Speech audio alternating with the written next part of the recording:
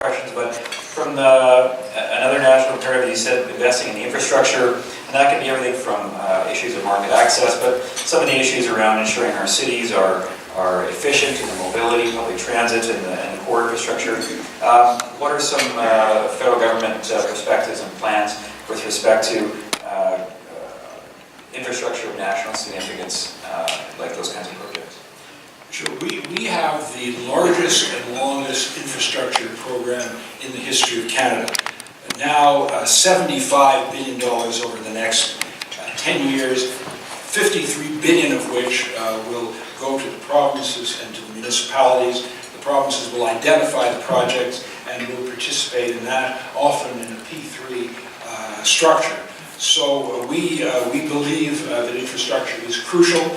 It's necessary to rebuild deteriorating infrastructure. It's also necessary to respond to the burgeoning population growth in a lot of areas, including, of course, in particular, Alberta. So we're committed to that, and we'll look at other measures as we go forward.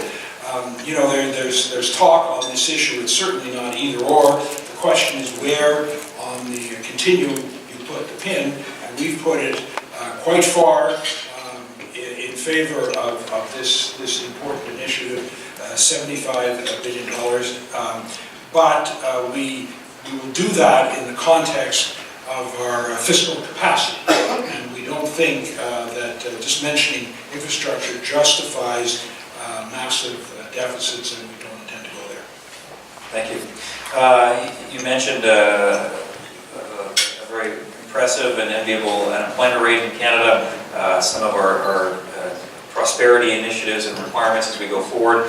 Obviously, people are a key component of that. And I wonder if you could comment on the federal government's plans to ensure we have Canadians skilled and trained in the right occupations in order to meet the needs of business and industry supporting the economic growth.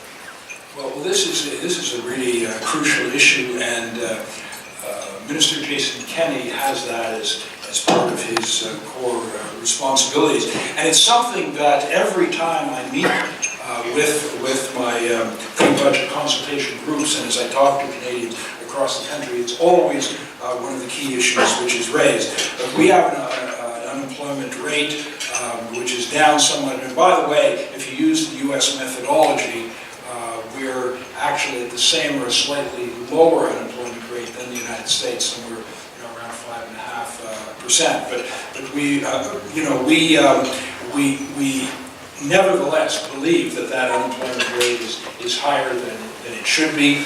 It's a lot higher for youth, and so it's an issue we have to deal with. At the same time, there are some companies, many here in Alberta, that are crying for skilled workers. So there's clearly a mismatch. Part of it is because the skills are not there. Part of it is because some people are reluctant to move. Part of it relates to cultural issues, where parents have discouraged their children to go to polytechnic schools where they can learn trades and where they would be hired very, very quickly.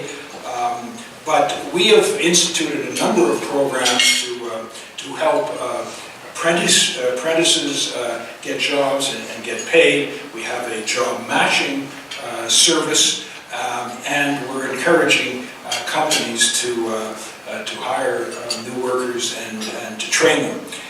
We also are looking at the fact that certain groups are underrepresented in the workforce.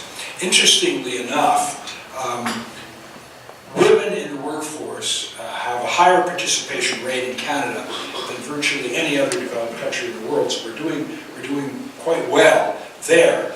Where we're not doing particularly well is with new Canadians, Aboriginal Canadians, and the disabled. So those are the specific areas that we have to look at as well. And Jason Kenney can provide a more robust answer, but it's a high priority for our country, and it must be.